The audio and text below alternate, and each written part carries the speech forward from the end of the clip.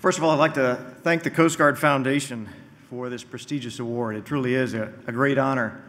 And thanks for having us out here. But more importantly, thanks for what you do every day for the men and women of the United States Coast Guard.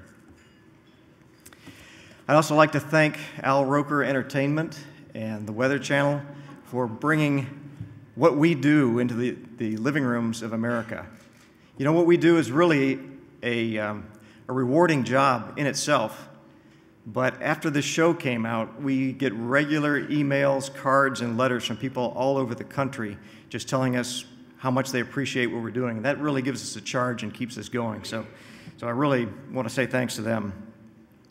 I think, as Kitty just pointed out, I'm stealing my own thunder. Some of the things I said in there were some of the points I wanted to make tonight. But this really was a team effort.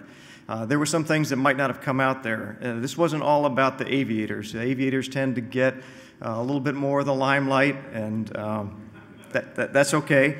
But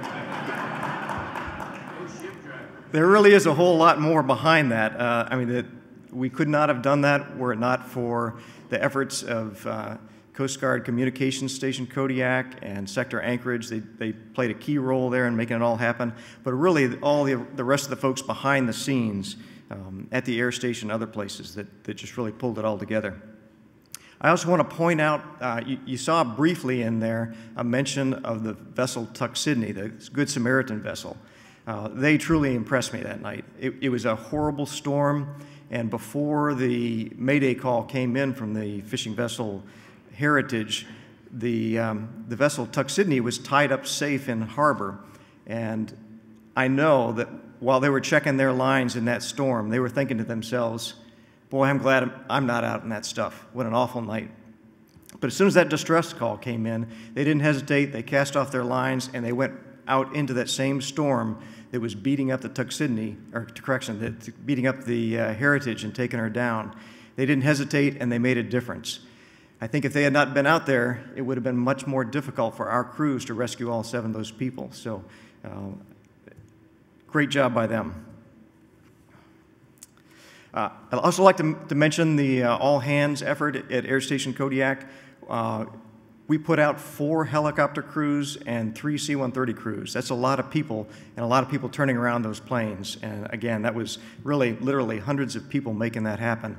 And it wasn't just the people on duty. We obviously called in everybody at the air station. We even called in some people on leave. And in particular, I know we called in some folks that had their bags packed and were getting ready to head to the airport and taking their family on leave. And I don't know about you guys, but I'm not sure what I'd be more afraid of, going out in the storm or facing the family and telling them, sorry, plans have changed, the Coast Guard needs me.